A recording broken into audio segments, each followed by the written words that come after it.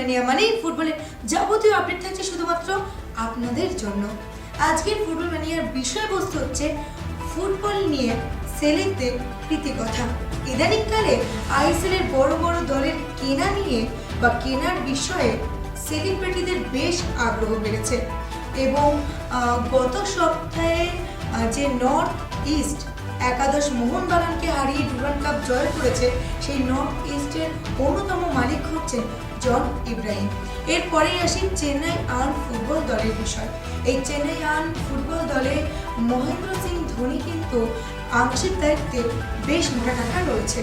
Mumbai city FC অন্যতম কিন্তু মালিক হচ্ছেন আর এক তারকা দম্পতি রণবীর কাপুর এবং আলিয়া ভাট। শুধু আইএসএল না, আইএসএল শুরু হওয়ার আগের থেকে কিন্তু এই সেলিব্রিটিদের ফুটবলের প্রীতির নিদর্শন রয়ে গেছে বা আমরা পেয়েছি। এই বিষয়ে আপনাদেরকে আরও একটু ভালোভাবে যদি বলা যায় তাহলে বার্ড কোম্পানির চাকরির সুবাদে যখন অমিতাভ বচ্চন কলকাতায় এসেছিলেন তখন কিন্তু তিনি প্রতিদিন মোহনবাগান ক্লাবে যেতেন ম্যাচ দেখার জন্য এবং মোহনবাগানের ফরোয়ার্ড বিনু চ্যাটার্জির সঙ্গে কিন্তু তার খুব বন্ধুত্ব ছিল একেবারে গলায় গলায় এবং এই বিনু চ্যাটার্জির হাত ধরেই কিন্তু চেতলার রাখির সঙ্গে অমিতাভ বচ্চন বাস্কেটবল খেলা শুরু করেছিলেন। এবং এরপরে আসবো মুম্বাই কুপারেজ মাঠে যখন মোহামেডান স্পোর্টিংয়ের রোভার্স খেলতে নামতেন তখন স্টেডিয়ামে একজন দর্শক অবশ্যই উপস্থিত থাকতেন, তিনি হচ্ছেন দিলীপ কুমার।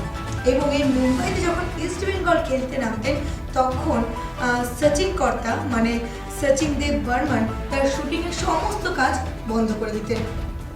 এবং মোহনবাগান যখন মুম্বাইতে খেলতে নামতেন তখন কিন্তু সেই মাঠে উপস্থিত থাকতেন মিঠুন চক্রবর্তী।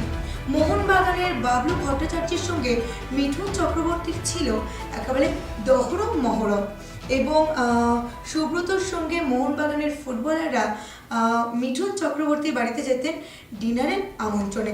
শুধু এই না, শুধু সেলিব্রিটিদের কথা বলবো না, গায়কদের কথা যদি আসে, কিশোর কুমার, হ্যাঁ আমাদের সকলের পছন্দের গায়ক বা বিখ্যাত গায়ক কিশোর কুমার কিন্তু কোন দলের সাপোর্টার ছিল তা কিন্তু জানা যায়নি, কিন্তু মুম্বাইতে যখন ইস্ট বেঙ্গল এবং মোহনবাগান খেলতে নামতো মাঠে সেই সময় কিন্তু তিনি সেই ম্যাচ দেখার জন্য মাঠে উপস্থিত থাকতেন। হ্যাঁ একেবারেই ঠিক শুনেছেন। এরপরে আসি রঞ্জিত মুখার্জির কথা। রঞ্জিত মুখার্জিকে কে না চেনে? যারা ফুটবল প্রেমী তারা অবশ্যই জানেন যে ইস্ট বেঙ্গলের খেলোয়াড় বা প্লেয়ার ফুটবলার রঞ্জিত মুখার্জি যখন মাঠে নামতেন তখন সেই ম্যাচ দেখার জন্য মাঠে উপস্থিত থাকতেন বিখ্যাত গায়ক মোহাম্মদ রফি। হ্যাঁ ঠিক শুনেছেন। তাহলে বুঝতে পারছেন যে শুধু এখনকার মানে এত বড় বড় সেলিব্রিটি না, তখনকার যুগের সেলিব্রিটি বা গায়ক গায়িকাদের মধ্যেও কিন্তু এই ফুটবল নিয়ে একটি ক্রেজ ছিল এবং তখনকার ফুটবল খেলাটিও ছিল অন্যরকম, সেই সময়টিও ছিল অন্যরকম এবং ফুটবলাররাও ছিল অন্যরকম।